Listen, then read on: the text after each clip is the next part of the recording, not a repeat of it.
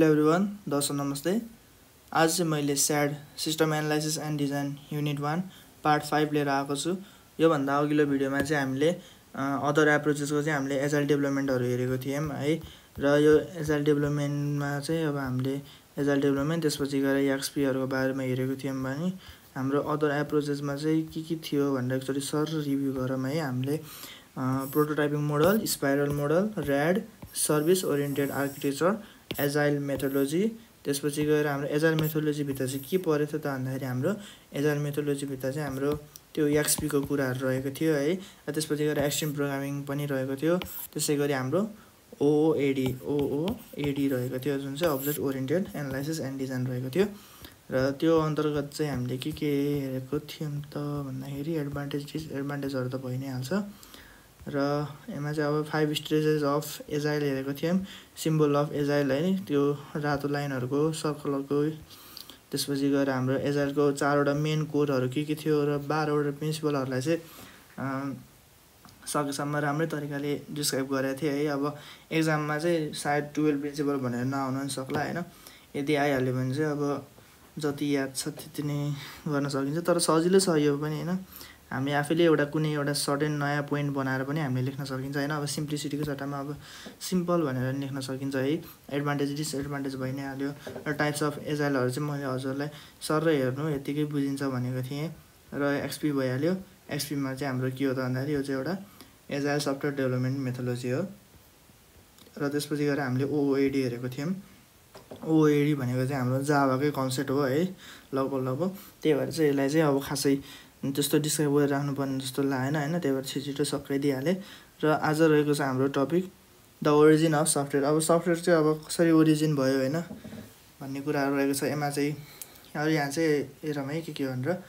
The origin of software dates back to the mid-20th century evolving alongside computer hardware भनेको छ। अब यो चाहिँ के भनेको भन्दाखेरि अब कम्प्युटर हार्डवेयर सँगसँगै हाम्रो सफ्टवेयरहरू पनि चाहिँ के भएको त mid-20देखि चाहिँ इभल्भ हुँदै आएको भनेको छ है। र सफ्टवेयरको चाहिँ के हो त भन्दाखेरि सफ्टवेयर भनेको के हो भन्दाखेरि चाहिँ सफ्टवेयर भनेको चाहिँ एउटा सेट अफ इन्स्ट्रक्सन हो जुनले चाहिँ कम्प्युटरलाई के गर्ने भनेर चाहिँ एउटा टास्क पर्फर्म गराउन खोज्छ है त, त्यही हो।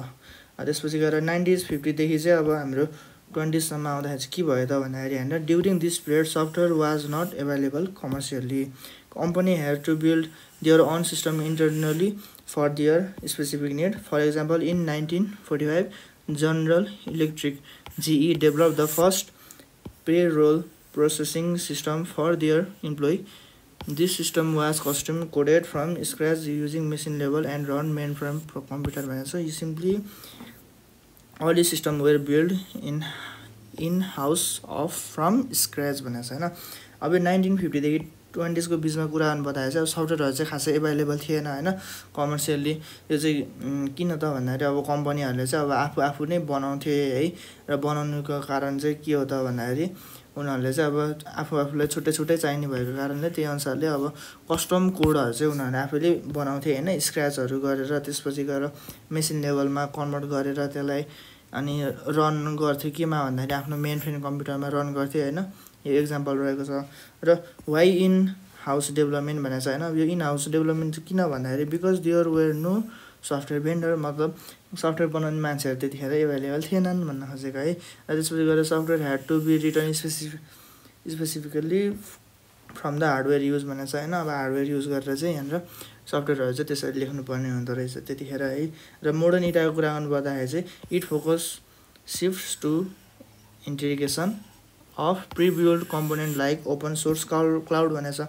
अब ओपन सोर्स क्लाउडहरूको कुराहरू आउँछ है। यहाँ चाहिँ हामीले तिनीहरूको बारेमा पनि पढ्नुपर्छ होइन, आउटसोर्सिङहरू के हो भनेर। र यहाँनिर चाहिँ मोडर्न इटामा चाहिँ के हुन्छ त भन्दाखेरि ओपन सोर्स भन्ने चाहिँ आयो होइन। किन अब पहिला चाहिँ अब सफ्टवेयर भेन्डरहरू थिएन भने अब चाहिँ के भयो त सफ्टवेयर भेन्डरहरू आयो कि, जुनले गर्दाखेरि चाहिँ आफ्नो सिस्टममा चाहिँ कुनै पनि अब एउटा छुट्टै बनाइराख्नु पर्दैन है सिस्टम, त्यही हो। र त्यसपछि गएर सिस्टम एक्विजिसनमा चाहिँ के छ त भन्दाखेरि यसमा चाहिँ अब यो चाहिँ के हो भन्दाखेरि it refers to the process of operating a new software or hardware system for an organisation. कुनै पनि एउटा अर्गनाइजेसनलाई सफ्टवेयर चाहियो अथवा हार्डवेयर चाहियो भने त्यतिखेर चाहिँ उनीहरूले के गर्छन् त यसरी युज गर्छन् है, जुनलाई चाहिँ हामीले के भनिन्छ भन्दाखेरि सिस्टम एक्विजिसन भनिन्छ है। र त्यसपछि गएर यो प्रोनाउन्सिएसन गर्न चाहिँ अलि आउँदैन मलाई हैन, ट्राई गरेको, कति प्र्याक्टिस गरेको, बल्ल बल्ल यति जाने। अब टाइप्स अफ सिस्टम एक्विजिसनमा चाहिँ के छ त भन्दाखेरि कस्तो कमेडी लाग्यो। अब यो चाहिँ अब एउटा चाहिँ प्याकेज सफ्टवेयर रहेको छ, अर्को चाहिँ ओपन सोर्स सफ्टवेयर रहेको छ, अर्को चाहिँ क्लाउड कम्प्युटिङ, अर्को चाहिँ इन्टरप्राइज रहेको छ है।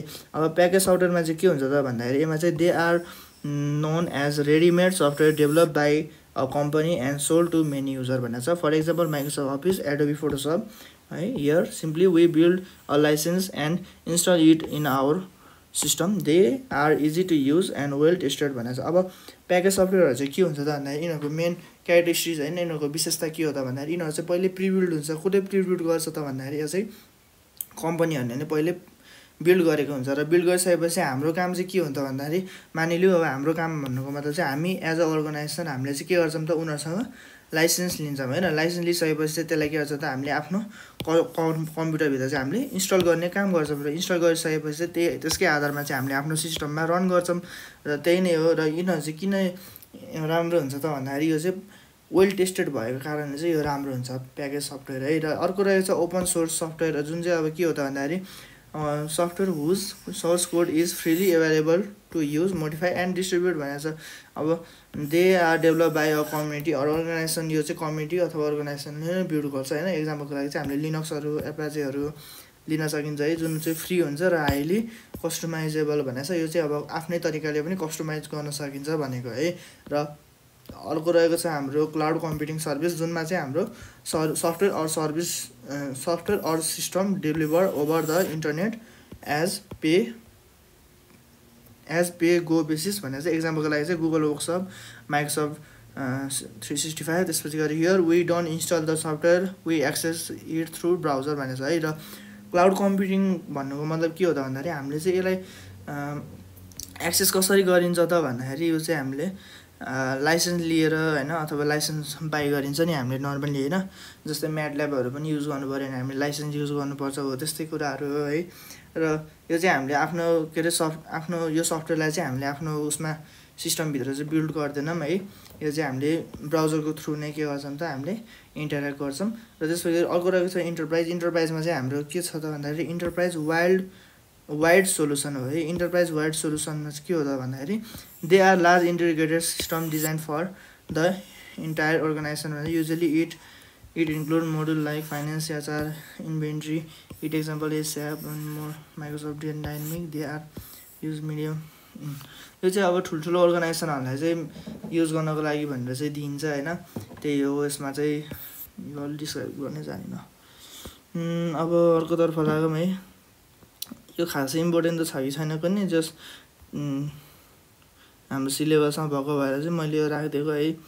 अब अर्को चाहिँ आउटसोर्सिङ रहेको छ हाम्रो। यसमा चाहिँ के हुन्छ त भन्दाखेरि it means hiring an external company to handle certain tasks, services or entire project instead of doing them in house भनेको छ होइन। In house within your own अर्गनाइजेसनमा चाहिँ here when a company pays another company to job or system for them भनेको छ। यो outsourcing भन्नुको मतलब के हो त भन्दाखेरि कुनै पनि एउटा कम्पनीले चाहिँ अर्को कम्पनीलाई चाहिँ हायर गर्छ के को लागि भन्दाखेरि केही सर्टेन टास्कहरू सर्भिसेसहरू रन गर्नको लागि होइन। जुनलाई चाहिँ अब त्यो चाहिँ कसरी भन्दाखेरि त्यो चाहिँ आउटसोर्सिङको हेल्पबाट, किनकि इन हाउस गर्नुको सट्टा चाहिँ आउटसोर्सिङ भन्नुको मतलब अरू कम्पनीले चाहिँ आफ्नो कामहरू ह्यान्डल गर्ने भयो, जुनले गर्दाखेरि चाहिँ आफ्नो कम्पनीलाई चाहिँ ओभरलोड चाहिँ हुने भएन कुनै पनि काम गर्दाखेरि। र टाइप्स अफ आउटसोर्सिङ के छ भन्दाखेरि एउटा डोमेस्टिक, अर्को अफसोरिङ भन्ने छ, अर्को चाहिँ नियर सोरिङ आउटसोर्सिङ भन्ने छ। अब डोमेस्टिक आउटसोर्सिङ अथवा अनसोर आउटसोर्सिङ पनि भनिन्छ है। यसमा चाहिँ के हो त भन्दाखेरि it means hiring another company within the same country to perform task or provided services भनेको छ होइन। अब यो चाहिँ एक्जाम्पलको लागि चाहिँ एउटा काठमाडौँको सफ्टवेयर फिल्मले चाहिँ होइन, सफ्टवेयर कम्पनी अथवा फिल्मले चाहिँ पोखराको कुनै पनि एउटा सफ्टवेयर कम्पनीलाई चाहिँ के गर्यो त भन्दाखेरि एप डेभलप गर्न दियो अरे होइन। र त्यसकै आधारमा चाहिँ अब यसलाई चाहिँ के भनिन्छ त हामीले डोमेस्टिक आउटसोर्सिङ भनिन्छ, जुन चाहिँ विथिन द सेम कन्ट्री हुन्छ है। र यसको एडभान्टेजको कुरा भन्दाखेरि चाहिँ टाइमहरू सेभ हुन्छ होइन। त्यस सँगसँगै अब ल्याङ्ग्वेजहरू पनि सेम मेल खान जान्छ होइन, कम्युनिकेसन इजी हुन्छ। र त्यसपछि गएर easier to communicate and coordination रहेछ है। ल्याङ्ग्वेज सेम हुने बित्तिकै हाम्रो यो हुने भइहाल्यो। र त्यसपछि better legal and cultural understanding भनेको छ। अब बेटर लिगल भन्नुको मतलब चाहिँ के हो त भन्दाखेरि सरकारको कानुन फलो गरेर त्यही अनुसारले एप बिल्ड गरेको छ कि छैन भन्ने कुराहरू हो कि अब किनकि हाम्रो आइटीको केही सर्टेन क्राइटेरियाहरू चाहिँ त्यहाँनिर रुल्सहरू हुन्छ नि त होइन, हामीले के गर्न पाउने नपाउने त्यस्तो कुराहरू है, त्यसलाई चाहिँ बेटर लिगल भनेको छ। अनि कल्चरल अन्डरस्ट्यान्डिङ भनेको अब कल्चरल आधारित रहेर भनेको है। अब यसमा चाहिँ अब डिसएडभान्टेजको कुराहरू बताए चाहिँ अब अलिकति एक्सपेन्सिभ हुन जान्छ अनि त्यसपछि गएर लिमिटेड हुनसक्छ है, त्यही हो। अब अफसोरिङ अथवा अफसोर आउटसोर्सिङ भन्नुको मतलब चाहिँ के हो त भन्दाखेरि here a company is hired from another country. एक्जाम्पलको लागि चाहिँ अब Nepal company outsource software development to a company like UK USA. अब यो चाहिँ युकेदेखि युएसएहरूको लागि चाहिँ अब उनीहरूलाई चाहिँ के अरे कुनै पनि एउटा सफ्टवेयर डेभलपमेन्ट गर्न दियो अरे नेपालको कम्पनीले भने चाहिँ त्यतिखेर चाहिँ त्यसलाई चाहिँ के भन्ने भयो त भन्दाखेरि हाम्रो अफसोरिङ आउटसोर्सिङ भन्ने भयो। र यसमा चाहिँ यो चाहिँ के हो त, यसको एडभान्टेजको कुराहरू बताए चाहिँ मच लोवर कोस्ट होइन। अब चाहिँ अब अलिकति कम दाममा चाहिँ हामीले के अरे उनीहरूलाई हायर गर्न सकिन्छ। त्यसपछि गएर एक्सेस टु ग्लोबल ट्यालेन्ट भन्नुको मतलब उनीहरूको के अरे ट्यालेन्टहरूलाई पनि हाम्रो आफ्नो कन्ट्रीभित्र भित्राउन सकिन्छ होइन, आफ्नो कम्पनीभित्र भित्राउन सकिन्छ, त्यही हो। त्यसपछि गएर यसको प्रोडक्टिभिटी चाहिँ के हुन्छ त 24/7 हुन्छ होइन, 24 घन्टा 7 दिन भनेको है। र त्यसपछि गएर अर्को चाहिँ हाम्रो डिसएडभान्टेज चाहिँ अब अलिकति टाइम जोन डिफ्रेन्ट हुनसक्छ होइन। अब केही प्रब्लम आयो अरे सफ्टवेयर डेभलप गरेको कम्पनीले चाहिँ अब उनीहरूले सफ्टवेयर डेभलप गरे अरे तर एउटा इस्यु आयो अरे, अब हामीले त्यो सल्भ गर्नको लागि उनीहरूलाई कन्ट्याक्ट गऱ्यो भने त्यहाँदेखि टाइम मेल नखान सक्छ होइन, हाम्रोमा राति उनीहरूकोमा दिन हुँदाखेरि चाहिँ त्यसरी जस्ट टाइम डिफ्रेन्स भएको कारण चाहिँ अलिकति डिसएडभान्टेज हुन जान्छ है। र त्यसपछि गएर ल्याङ्ग्वेज ब्यारिजहरू कुराहरू आउँछ र कम्युनिकेसन सँगसँगै अब कल्चरल च्यालेन्जेसहरू पनि हुन्छ है, त्यही हो। र अब नियर सोर आउटसोर्सिङ भन्नुको मतलब चाहिँ यो चाहिँ नियर बाई नियर कन्ट्री भनेको है, जस्तै अब नेपाल र इन्डिया, नेपाल र यतापट्टि पाकिस्तान छ भने उनीहरूलाई चाहिँ के गर्ने त उनीहरूको कम्पनीलाई चाहिँ हामीले हायर गरिन्छ भने चाहिँ त्यसलाई चाहिँ हामीले नियर सोर आउटसोर्सिङ भनिन्छ। र यसको लागि एक्जाम्पल चाहिँ के हो त यसको एडभान्टेज चाहिँ के हो भन्दाखेरि सिमिलर टाइम जोन है, त्यसपछि गएर फ्युवर ल्याङ्ग्वेज एन्ड कल्चरल ब्यारिज भनेको छ, देन अफसोर भनेको छ होइन। अलिकति यसको एडभान्टेज चाहिँ अब अफसोर भन्दा चाहिँ के हो त अलिकति कम चाहिँ के हुन्छ त भन्दाखेरि त्यहाँनिर कल्चरल र ल्याङ्ग्वेजहरू चाहिँ अलिकति बुझ्न सकिन्छ भन्नु खोजेको है। अनि त्यसपछि गएर इजियर टु ट्राभल भन्नुको मतलब चाहिँ फेस टु फेस मिटिङहरू गर्नु पऱ्यो भने चाहिँ त्यतिखेर चाहिँ गर्न सकिन्छ। अब डिसएडभान्टेजको कुरा गर्नु पर्दाखेरि चाहिँ कस्ट सेभिङ होइन, cost saving might not be as offshoring भनेको छ होइन, र कस्टहरू अलिकति हाई हुन जान्छ। त्यसपछि गएर still may have some cultural के भन्यो यो कल्चरल डिफ्रेन्सेस छ। त्यसपछि गएर अफसोरिङ यो त्यही हो डिसएडभान्टेजमा चाहिँ अब कल्चरलहरू अलिकति केही कल्चरल प्रब्लमहरू मतलब डिफ्रेन्सको भएको कारणले चाहिँ कल्चरल अनि बिजनेस प्र्याक्टिसेसहरू अलिकति अब उनीहरूको बिजनेस रुल अर्कै हुनसक्छ, हाम्रो अर्कै हुनसक्छ होइन। त्यो चाहिँ कसरी हुन्छ त भन्दाखेरि गभर्मेन्ट पोलिसीले गर्दाखेरि र त्यतिखेर चाहिँ अब त्यतिखेर गाह्रो हुन जान्छ, त्यही भएर यसको डिसएडभान्टेज त्यही हो। र limited vendor option compare to भनेको छ होइन, यो लिमिटेड हुन्छ कुनै पनि भेन्डर अप्सनहरू। र कन्क्लुजनमा चाहिँ अब choosing the right software source is necessary because cost functionality vendor support flexibility security र कम्प्लियन्स भनेको छ होइन। अब कम्प्लेनदेखि लिएर सेक्युरिटीदेखि लिएर फ्लेक्सिबिलिटी त्यसपछि गएर भेन्डर सपोर्टहरू सबै कुराहरूलाई हामीले आधार मानेर चाहिँ त्यसकै कस्टदेखि लिएर होइन फङ्सनहरूको कुराहरू सबै आधार मानेर चाहिँ त्यही अनुसारले चाहिँ हामीले choosing the right software source is necessary है, यही हो। र अर्को छ हाम्रो सफ्टवेयर रियुज भनेको छ। अब सफ्टवेयर रियुजमा चाहिँ के हो त भन्दाखेरि यसमा चाहिँ हाम्रो यो सफ्टवेयरहरूलाई चाहिँ कसरी रियुज गर्न सकिन्छ भन्ने कुरा हो होइन। यसमा चाहिँ अब एक्जिस्टिङ सफ्टवेयर कम्पोनेन्टहरूलाई चाहिँ हामीले कुनै पनि एउटा कोड अथवा कुनै पनि एउटा सफ्टवेयर कम्पोनेन्टलाई चाहिँ हामीले के भन्छ नयाँ प्रोग्राम बनाउँदाखेरि चाहिँ हामीले त्यही पुरानै कोड युज गरिन्छ भने त्यो नै के हो त हाम्रो सफ्टवेयर रियुज भयो, जुनले गर्दाखेरि चाहिँ हाम्रो टाइमहरू सेभ हुन्छ होइन, इफोर्टहरू कम लाग्छ, रिड्युस इरर होइन, इररहरू पनि कम हुन्छ र इम्प्रुभ प्रोडक्टिभिटी मेन्टेन कन्सिस्टेन्ट होइन। त्यसपछि गएर एक्रस द प्रोसेस भनेको छ प्रोजेक्ट भनेको छ। यो अब जो सफ्टवेयर रियुज भयो भने चाहिँ हामीलाई यति कुराहरू चाहिँ फाइदा हुन जान्छ है। र टाइप्स अफ रियुजेबल के छ त भन्दाखेरि टाइप्स अफ रियुजेबल सफ्टवेयरहरू चाहिँ के हो त भन्दाखेरि हाम्रो एउटा सोर्स कोड रियुज, अर्को छ सफ्टवेयर लाइब्रेरी, अर्को युजर इन्टरफेस, त्यसपछि गएर डकुमेन्टेसन रियुज, त्यसपछि गएर एप्लिकेसन प्रोग्रामिङ इन्टरफेसेस भनेको छ जुनलाई चाहिँ एपिआइज भनिन्छ।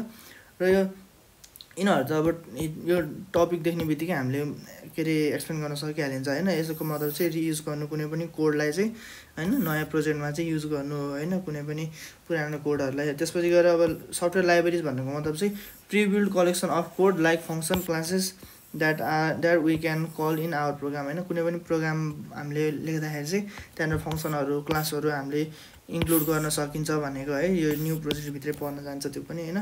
नयाँ प्रोजेक्टभित्र चाहिँ हामीले सफ्टवेयर लाइब्रेरीहरू युज गर्न सकिन्छ। र युजर इन्टरफेस भन्ने छ, यो भनेको चाहिँ रियुजिङ यो user interface component like button menu forms to maintain consistency भनेको छ होइन। अब यो पुरानो युजरहरूसँग हामीले गरेको इन्टरेक्टको आधारमा चाहिँ त्यही कम्पोनेन्टलाई चाहिँ हामीले यो बटन भएपछि चाहिँ युजरहरू सेटिस्फाई हुन्छ है भन्ने कुरा हो यो है। त्यसपछि गएर डकुमेन्टेसन रियुज भनेको मतलब चाहिँ अब यो फाइलहरू होइन कुनै पनि नयाँ पुरानो एक्जिस्टिङ म्यानुअल फाइलहरूलाई चाहिँ हामीले नयाँ प्रोजेक्टमा युज गर्नु, नयाँ सफ्टवेयर बनाउँदाखेरि भन्ने हो। अब अर्को छ हाम्रो एप्लिकेसन प्रोग्रामिङ इन्टरफेसेस होइन। यसमा चाहिँ अब reusing APIs to connect different software component or external services भनेको छ है। र यति नै हो हाम्रो यो सफ्टवेयर युजमा पढ्नुपर्ने। अर्को छ हाम्रो role of system analysis as project manager भनेको छ है। यो चाहिँ एकदम इम्पोर्टेन्ट छ है। यो पार्ट चाहिँ हाम्रो छुटाउनै हुँदैन है।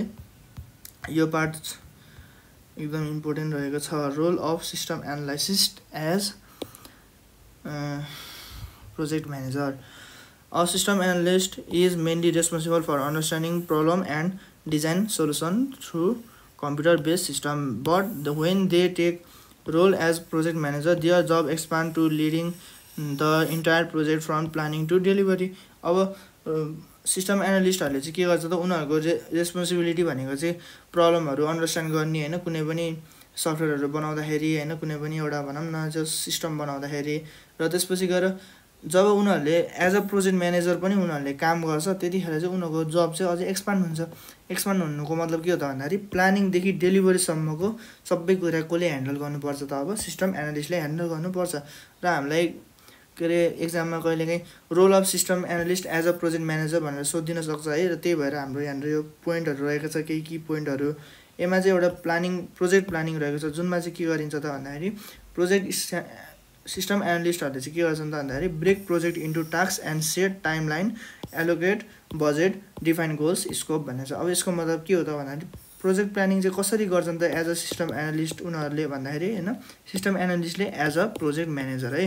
प्रोजेक्ट म्यानेजर कसरी काम गर्छन् त भन्दाखेरि प्रोजेक्टलाई चाहिँ ब्रेकडाउन गर्छ केमा, एउटा टाइमलाइन कुनै पनि एउटा मानिलियो अब एउटा डेभलपरलाई 2 हप्तादेखि लिएर 1 महिनाको टाइम दिन्छ होला अरे होइन। त्यसपछि गएर बजेट त्यही अनुसारको एलोकेट गर्छ, गोलहरू डिफाइन गर्छ, स्कोपहरू के हुनुपर्छ, के फङ्सनहरू इन्क्लुड हुनुपर्छ भन्ने कुरा हो। र त्यसपछि गएर अब टिम म्यानेजमेन्ट भनेको छ। यसमा चाहिँ अब प्रोग्रामरहरू टेस्टरहरू होइन, त्यसपछि गएर अब क्लाइन्ट र डेभलपरहरू बिच चाहिँ अब मोटिभेसनदेखि लिएर फोकस गर्ने होइन, के हो मेन गोल मेन टार्गेट के हो त्यसको आधारमा चाहिँ टिम म्यानेजमेन्ट कसरी गर्ने त भन्ने कुराहरू चाहिँ हाम्रो त सिस्टम एनालिस्टले एज अ प्रोजेक्ट म्यानेजर गर्छन् है। अर्को छ हाम्रो रिक्वायरमेन्ट एनालिस्ट। अब यसमा चाहिँ यस रिक्वायरमेन्ट एनालिसिसमा चाहिँ के हुन्छ त भन्दाखेरि understand client need, translate business problem into technical solution, create clear and correct documentation for developer भनेको छ।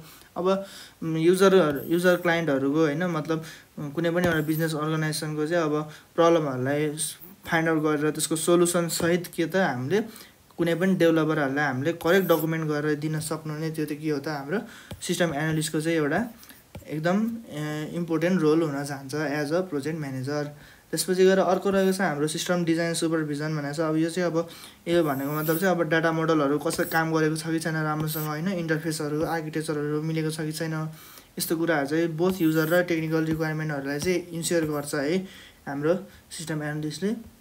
अर्को चाहिँ हाम्रो प्रोग्रेस ट्र्याकिङ एन्ड कन्ट्रोल भनेको छ जुनमा चाहिँ अब monitor progress using tool like Gantt chart, त्यसपछि गएर अब यो सफ्टवेयर लाइक जिरा होइन, ensure deadline and quality standard are met भनेको छ। अब यो चाहिँ प्रोजेक्टको चाहिँ कुनै पनि एउटा बनाएको प्रोजेक्टको चाहिँ होइन स्ट्यान्डर्डहरू मिट भएको छ कि न, त्यसपछि गएर डेडलाइनहरूको टाइममा भएको छ कि छैन भन्ने कुराहरू चाहिँ मोनिटर गर्छ। कसरी भन्दाखेरि चाहिँ ग्यान्ट चार्ट युज गर्ने के को लागि भन्दाखेरि यो चाहिँ ग्यान्ट चार्ट युज गर्नुको मतलब चाहिँ उनीहरूले यो चाहिँ के हो त भन्दाखेरि बजेटहरूको कुराहरूदेखि लिएर होइन कतिखेर डेलिभर भयो कि भएन सफ्टवेयरहरू होइन त्यसकै आधारमा यो जिराहरू युज गरेर गर्छन्। र रिस्क एन्ड इस्यु म्यानेजमेन्ट भन्ने चाहिँ यो भनेको चाहिँ अब प्रेडिक्ट गर्छ क्या उनीहरूले पहिल्यै कुनै पनि एउटा रिस्कहरूलाई होइन प्रेडिक्ट गर्छ। जस्तै अब बजेटहरू पनि अब कुनै एउटा कम्पनीले आएर एउटा सिस्टम बनाइदिनु न हामीलाई भनेर भन्छन् होइन, तर त्यो बजेटभन्दा बाहिर जान्छ कि जाँदैन भनेर पहिले प्रेडिक्ट गरेर चाहिँ उनीहरूले पोसिबल रिस्कहरूलाई चाहिँ कम गर्ने काम गर्छ। किनकि अब डेभलप गर्दै गर्दै गयो र बजेट त्यहाँनिर एक्सटेन्ड भयो भने त त्यो त अब राम्रो भएन नि त। त्यही भएर उनीहरूले चाहिँ बजेटदेखि लिएर टाइमदेखि लिएर टेक्निकल फेलियरहरूलाई चाहिँ के गर्छ नि त पहिल्यै प्रेडिक्ट गरेर त त्यसको चाहिँ सोल्युसनहरूदेखि लिएर ब्याकअप एक्सनहरू चाहिँ पहिले के गर्छ त ह्यान्डल गर्ने काम गर्छ। क्लाइन्ट कम्युनिकेसन भनेको छ। क्लाइन्ट कम्युनिकेसन भन्नुको मतलब चाहिँ अब they act as the bridge between client and the technical team भनेको छ।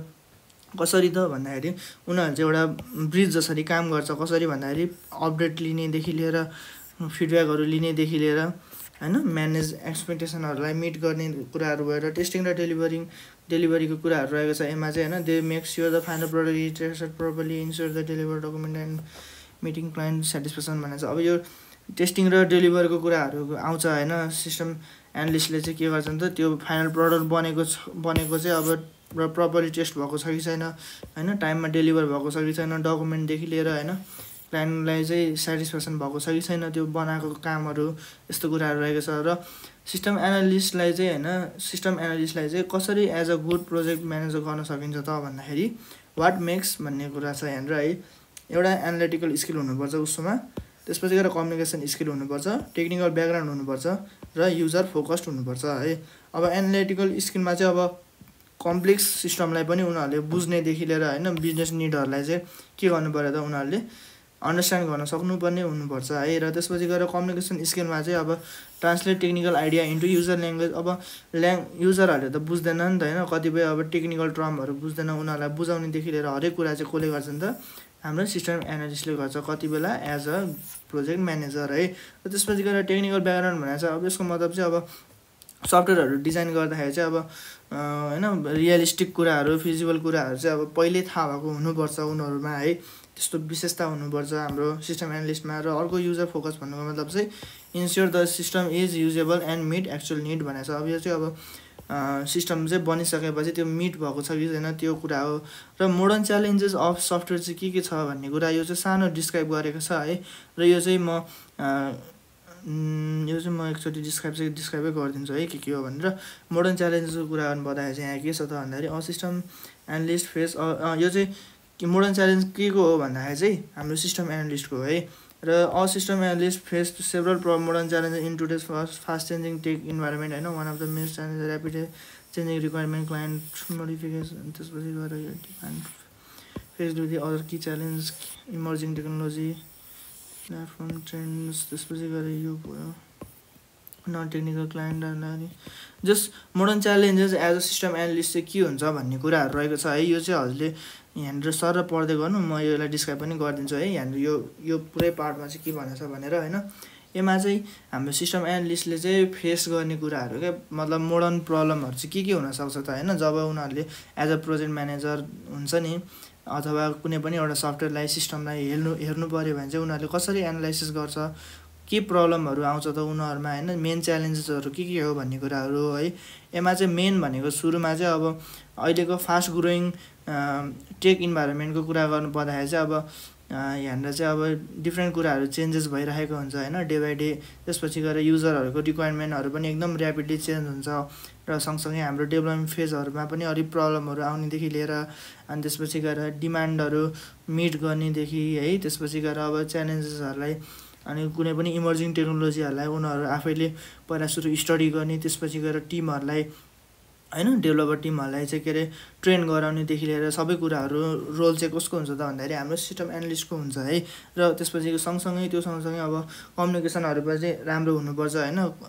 त्यही भएर चाहिँ हाम्रो सिस्टम एनालिस्टलाई चाहिँ के भनेको त भन्दाखेरि एउटा bridge between the technical team and the non technical team भनेको छ होइन। नन टेक्निकल टिम भन्नुको मतलब चाहिँ के हो त भन्दाखेरि हाम्रो यहाँनिर यो लाइनमा है, यो लाइनमा चाहिँ के भनेको भन्दाखेरि नन टेक्निकल भनेको चाहिँ युजरहरूलाई भनेको छ भने टेक्निकल टिम भनेको चाहिँ हाम्रो डेभलपरहरूलाई भनेको है। र उनीहरू बिच चाहिँ के हुन्छ त एउटा ब्रिजको जसरी काम गर्छ होइन, जुनले गर्दा चाहिँ कुनै पनि मिसअन्डरस्ट्यान्डिङहरूलाई चाहिँ सल्भ गर्नेदेखि लिएर होइन त्यसपछि सेक्युरिटी डाटा प्राइभेसीहरूको कुराहरू रहेको छ। यस्तो कुराहरूले गर्दाखेरि चाहिँ हाम्रो मोडर्न च्यालेन्जेस चाहिँ कसलाई आउँछ त भन्दाखेरि हाम्रो एज अ सिस्टम एनालिस्टलाई आउनसक्छ भनेर यसरी हामीले एक्जाममा डिस्क्राइब गर्न सकिन्छ है। अर्को छ अब म्यानेजिङ द आइएस प्रोजेक्ट भनेको छ होइन। यो भनेको चाहिँ अब हाम्रो जुन चाहिँ इन्फर्मेसन सिस्टम भनेर पढाएको थियौँ नि, योभन्दा केही 2-4 अगाडि भिडियोमा हो त्यही कुराहरू रहेको छ है, जुनमा चाहिँ अब इन्फर्मेसन सिस्टमलाई चाहिँ कसरी म्यानेज गर्ने, त्यसपछि गएर यो कस्ट स्कोप टाइमहरूको कुराहरू आउँछ है। र यसमा चाहिँ अब के छ भनेर हेरौँ होइन। प्रोजेक्ट भनेको चाहिँ के हो त भन्दाखेरि it is a temporary activity design to achieve a specific goal by producing a unique product service or result within a defined time frame budget and scope भनेको छ। प्रोजेक्ट भनेको चाहिँ के हो त भन्दाखेरि एउटा यस्तो डिजाइन गरिने एक्टिभिटी हो जुन चाहिँ कुनै पनि एउटा स्पेसिफिक गोलतर्फ होइन।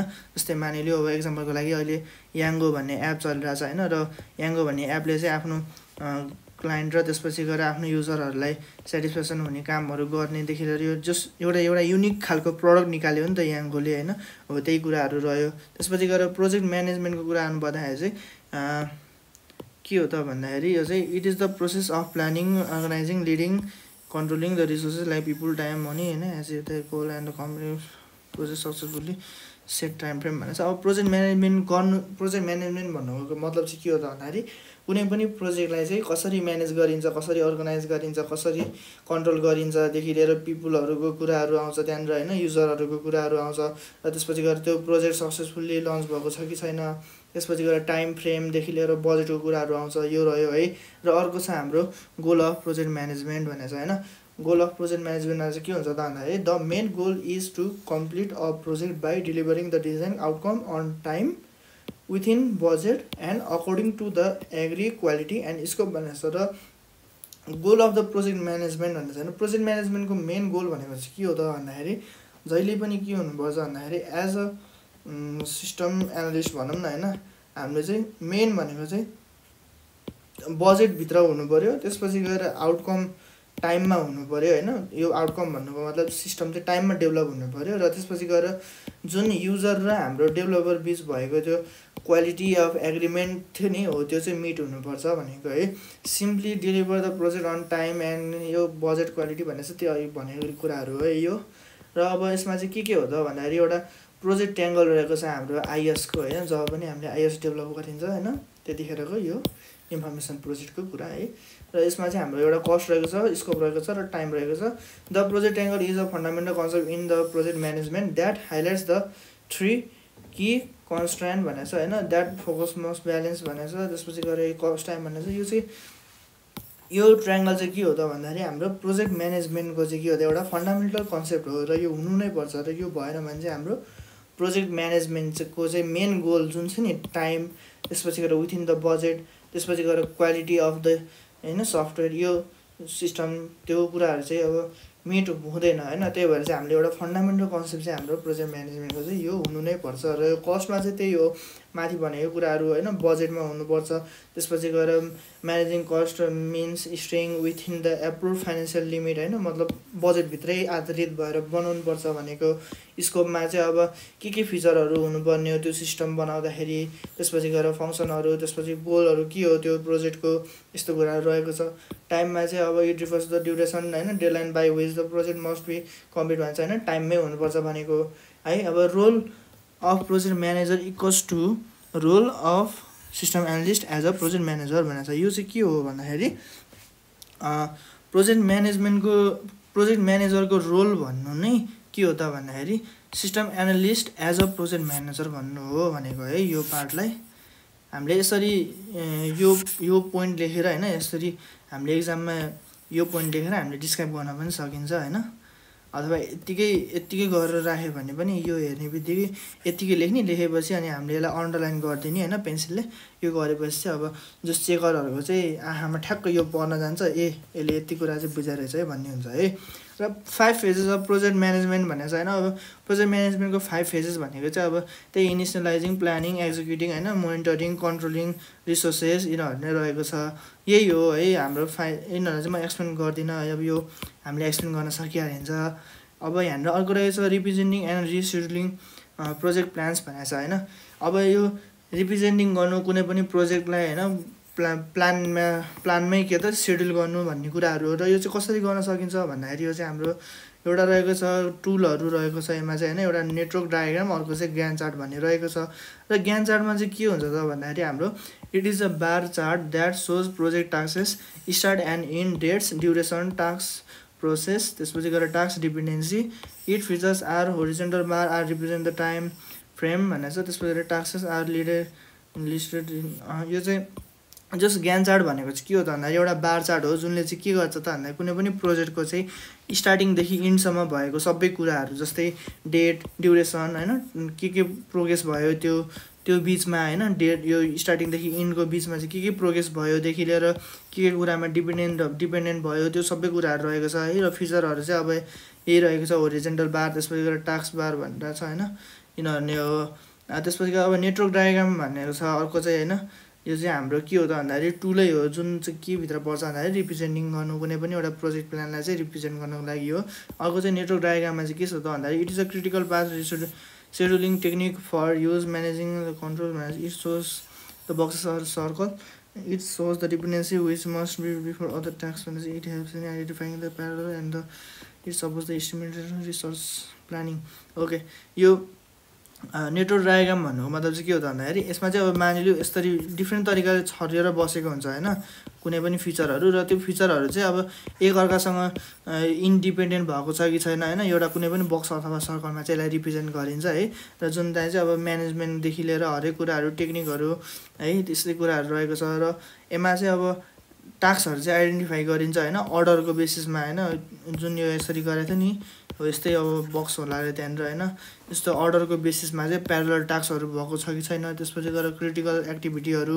के छ के भएको छ त होइन त्यो कुराहरू सबै त्यसमा इन्क्लुड हुन्छ यो नेटवर्क डायग्रामभित्र त्यसपछि गएर अब support the estimated and resource planning भनेको छ है यस्तै कुराहरू रहेको छ र क्यालकुलेटिङ के त भन्दाखेरि हाम्रो expected time duration using PER भनेको छ र PER भनेको चाहिँ के हो त भन्दाखेरि हाम्रो यो PER भनेको चाहिँ हाम्रो प्रोग्राम इभ्यालुएसन रिभ्यू टेक्निक रहेको छ है र it is use to calculate pessimistic त्यसपछि गएर रियलिस्टिक अनि अप्टिमिस्ट भनेको छ होइन अब यो चाहिँ के हो त भन्दाखेरि यो चाहिँ एउटा टास्क ड्युरेसनलाई चाहिँ अब इस्टिमेट गर्ने कुरा हो होइन टाइमलाई चाहिँ कसरी हुन्छ अब त्यसको कुराहरू रहेको छ है अब यो यसमा चाहिँ हाम्रो यो फर्मुलाहरू एउटा सर्टेन फर्मुला रहेको छ O4R त्यसपछि गएर यो फर्मुला रहेको छ है यसमा चाहिँ के हो भनेर यिनीहरूको मिनिङ चाहिँ यहाँनिर रहेको छ एक्सपेक्टेड टाइम फर कम्प्लिसन होइन त्यसपछि गएर अप्टिमिस्ट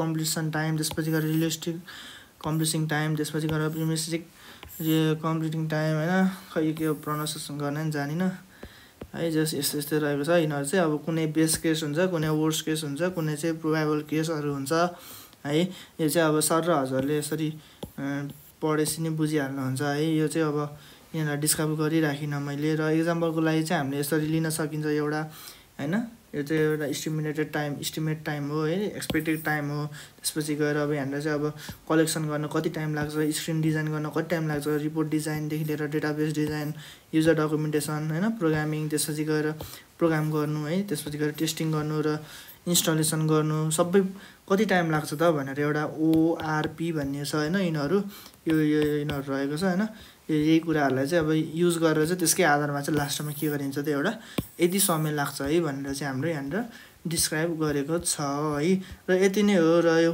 अब tool for effective project management as software Microsoft भनेको छ open because it automated resource यो चाहिँ अब प्रोजेक्ट म्यानेजमेन्ट चाहिँ कसरी गर्न सकिन्छ भन्ने कुरा हो होइन र बेटर टुलहरू चाहिँ के छ त भन्दाखेरि हाम्रो एउटा माइक्रोसफ्टकै माइक्रोसफ्ट प्रोजेक्ट भन्ने रहेको छ अर्को चाहिँ अब ओपन प्रोज भन्ने छ त्यसपछि गएर अब होइन ब्रुजिल्ला त्यसपछि गएर अब यो जुनले चाहिँ के गर्छ त भन्दाखेरि यिनीहरूको काम चाहिँ किन भन्दाखेरि चाहिँ एउटा सेड्युलिङ गर्ने अर्को रिसोर्सहरूलाई एलोकेसन गर्ने र त्यसपछि गएर प्रोग्रेस ट्र्याकिङहरू गर्ने कामहरू गर्दछ है त्यही भएर यो टुलहरू चाहिँ एकदम के हो त भन्दाखेरि इफेक्टिभ हो के को लागि भन्दाखेरि हाम्रो प्रोजेक्ट म्यानेजमेन्ट किन प्रोजेक्ट म्यानेजमेन्ट भन्दाखेरि हाम्रो प्रोजेक्ट म्यानेजमेन्टको मेन गोल भनेको चाहिँ के हो त जहिले पनि भन्दाखेरि within the budget within the time र विथिन अनि त्यसपछि गएर स्कोप यो कन्सेप्ट रहेको छ र यति नै थियो हाम्रो युनिट 1 है अबको नेक्स्ट भिडियोमा चाहिँ म युनिट 2 लिएर आउनेवाला छु हस्त धन्यवाद।